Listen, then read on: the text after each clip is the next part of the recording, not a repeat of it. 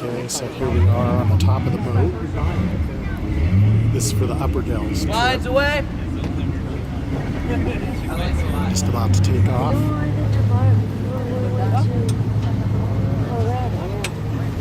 This is the area we were looking down at yesterday.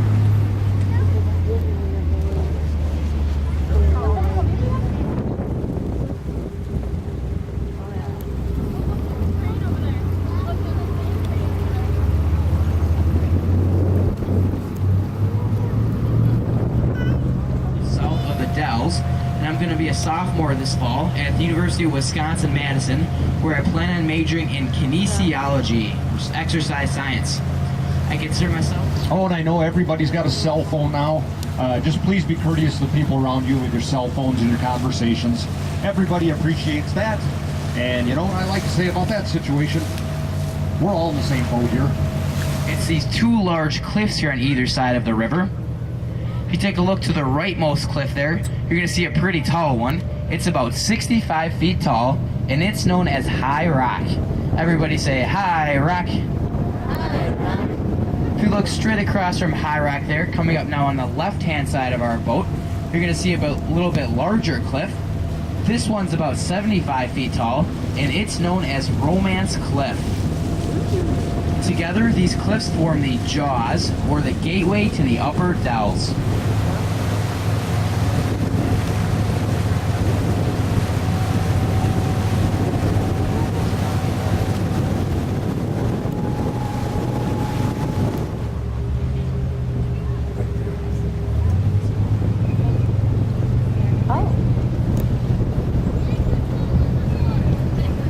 And coming up now on our right, you're going to notice a rock formation that looks a lot like a man's face. There's a slit for the eyes, a slit for the mouth, and a big old rocky nose there jutting out that sandstone wall. If you're a little imaginative, you can use the trees as a headdress, and together it forms Black Hawk's profile. If I were to give each of you guys some of that sandstone right now, you can easily crumble it in your hands. In addition, this rock is also very, very porous. Take a look along our shorelines here. You're going to see that the trees can grow very deep into the rock, up to about 50 feet or so. You're also going to notice that the trees don't need a lot of topsoil to grow, and this is because the roots of those trees can get all the water and nutrients that they need just by growing through the rock. When water gets into the sandstone, it can then evaporate very quickly, and this results in a cooling effect, or a natural air conditioning, if you will. We're going to experience that natural air conditioning today at our first shore landing. The channel coming up off to our left is known as the Old Riverbed, and it's the original path of the Wisconsin River. And the channel off to our right is a little bit larger, and this one's known as the Narrows, and we're going to be taking the Narrows today.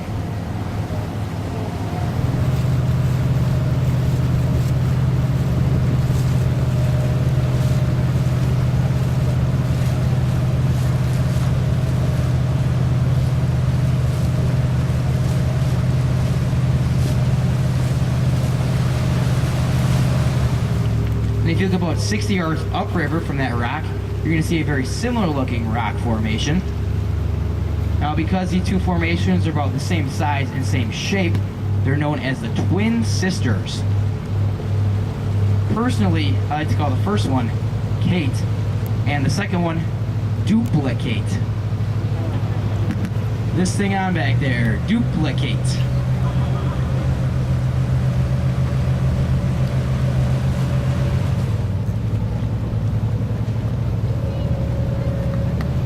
Now, as I said earlier, this part of the river is known as the Narrows. The narrowest part of the Narrows here is about 55 feet wide, and at its deepest, it's about 90 feet deep here. It's the second deepest place on the Wisconsin River.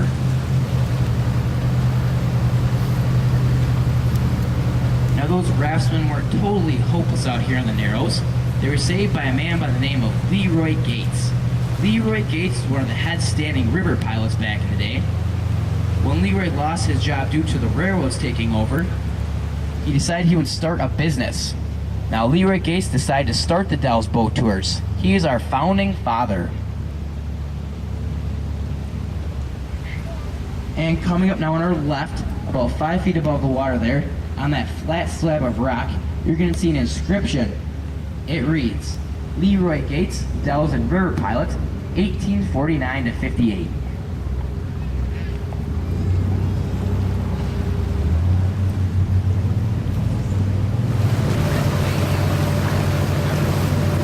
This is the other end of the fort, so that's all the Take a look island. off to our right. You're going to see a large concrete pier. This pier marks the entrance to Coldwater Canyon. Coldwater Canyon used to be one of the stops on our tours back in the day. Made it about 3.5 hours though. It's still in use. It's used for a lot of special occasions and weddings. And it's also home to our very own Lost Voyage boat tour. It's a tour that takes place at night, and it's pretty spooktacular. Roast raccoons to possums, to an occasional black bear sighting. We also have something pretty neat. She's coming up here on her left, 2 rocks to her mouth. She's basking under our summer sun. It's our very own Allie the Gator.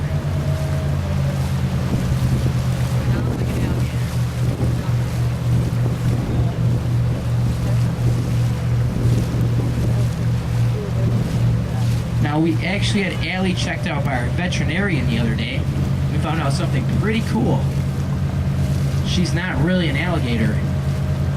She's a crocodile.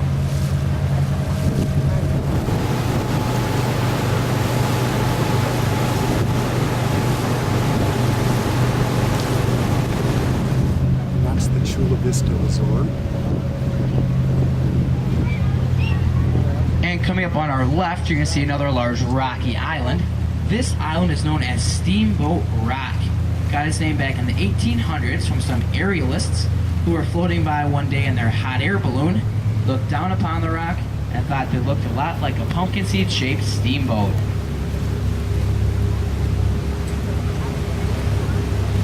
We are now entering Lover's Lane. At this point of the tour, feel free to scooch closer to your lover. Maybe wrap your arms around their shoulders, give them a nice, big $20 bill, or a smooch.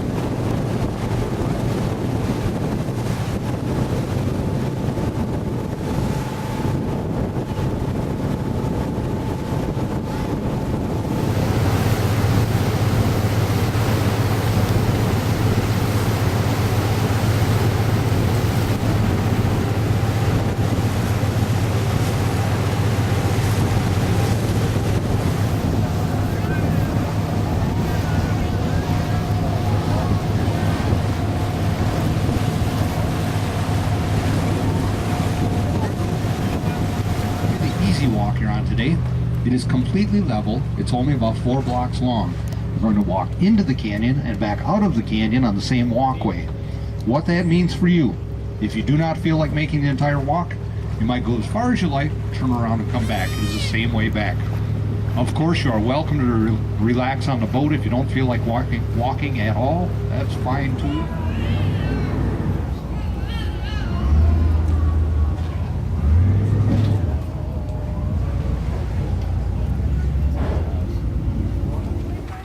So we're walking into Witch's Gulf. It's actually quite a bit cooler in here. It's because apparently the water goes down and evaporates faster in the rock.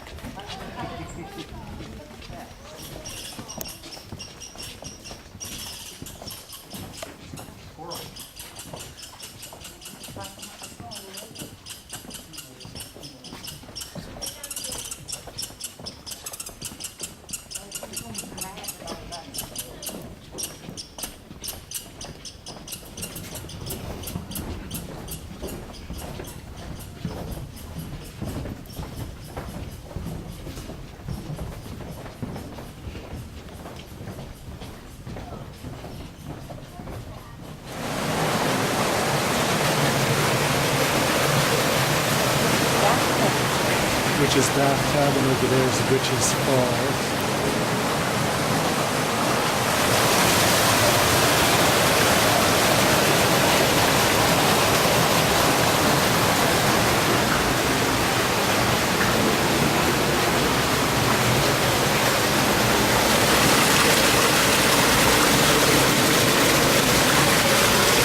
You hear a pretty good echo of the water in here.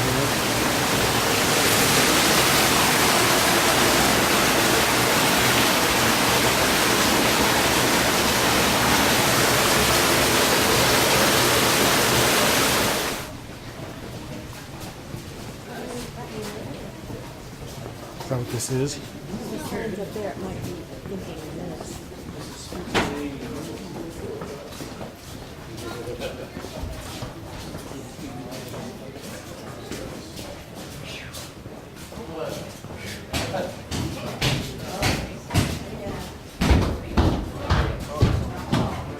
Got some clowns behind us.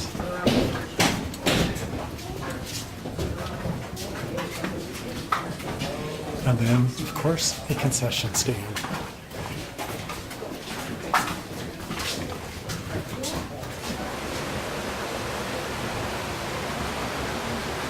This is going back the other way. It's a one-way thing. You go in, you gotta come back out. Oh, which is window.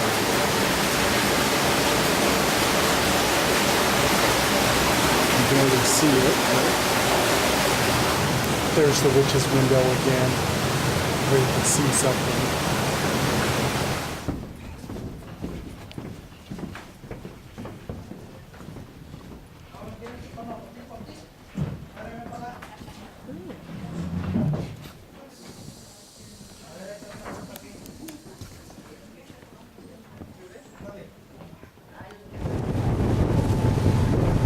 That's the stand rock area the other day. We're going to be going over there again and see the dog this time. Through the cliffs. It's also a circular walkway, and you are going to leave and return to the boat by a different path. You will not retrace your steps at any point during this walk. It's actually a horseshoe-shaped walk, and to enable you to see the entire walk, what is going to happen? We're going to dock on the north end of the dock, out ahead and toward our right. Taylor is going to escort you on the walk and show you the sights up here. When you return from the walk, you're returning on the path out ahead and to our left. While you are gone, I am going to move the boat from the north end of the dock to the south end of the dock. So do not retrace your steps at any point during the walk, or you might be retracing them. So this is walking over to Stand Rock on the other dock that we didn't actually go down all the way. You can see the bluff over there that we saw yesterday.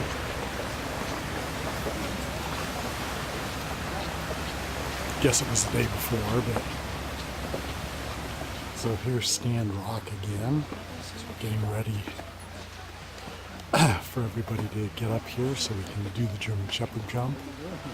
One thing we didn't really notice the last time we were here was a net, just in case said doggy doesn't quite clear the gap. Yeah, there's a dog up there. Stand Rock. This is the rock that made the Wisconsin Dells famous. It's about 47 feet high. The platform there is about 12 by 20, and the space in between the rocks is about 5.5 feet. Now, as I said, this is the rock that made the Wisconsin Dells famous, but the man that made Stand Rock famous was Henry Hamilton Bennett, or H.H. Bennett. He was born in Canada in 1843 and originally came to Wisconsin looking for a carpentry job. It just so happens at that time the Civil War was taking place, so H.H. Bennett went off to fight in the Civil War for the Union. Now, during his wartime experience, H.H. Bennett had an accident with his own gun where he shot out part of his hand. So he was pretty much useless there on the war front, so he came back here to Wisconsin, and being the entrepreneur that he was, he and his brother bought a photography studio here in the Dells. As a photographer, H.H. Bennett took many, many pictures out here. He took pictures of the wildlife, the trees, the river, and of course all the beautiful rock formations, H.H. Bennett is actually credited for naming many of the rock formations that we see here today.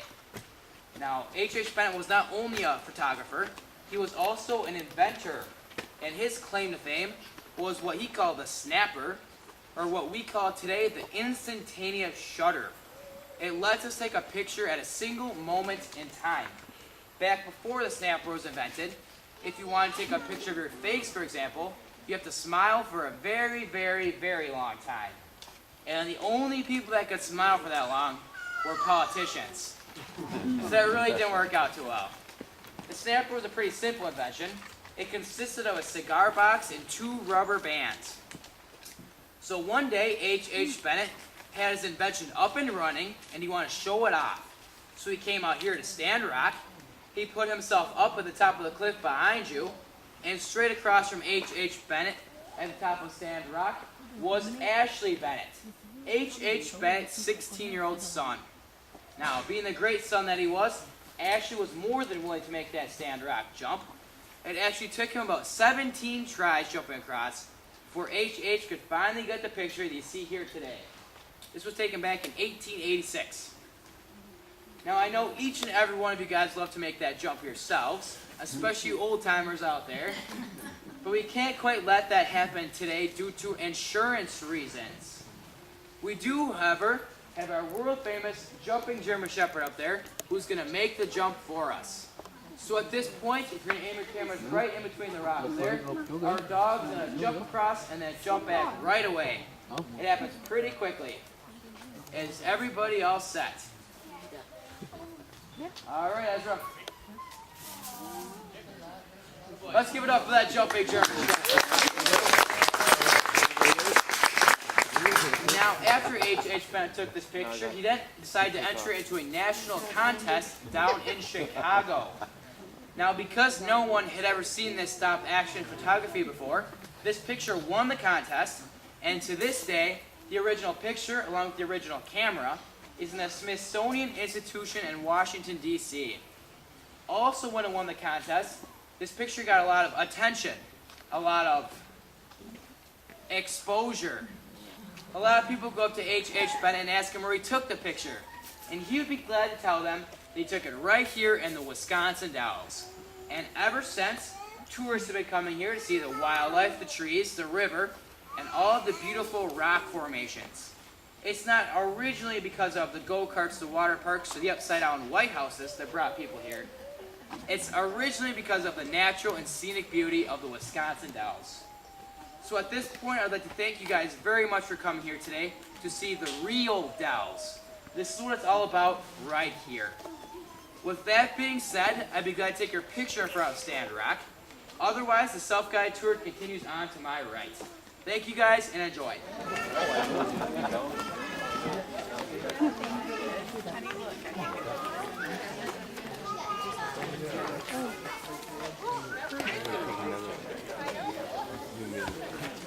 Seems to really like that jump. That's the toadstool.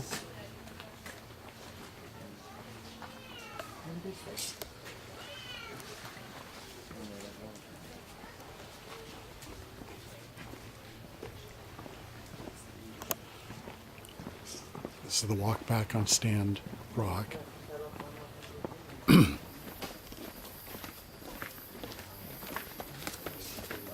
Visor Ledge. Now getting back on the boat at Stand Rock, getting ready for a 5-mile trip back downstream.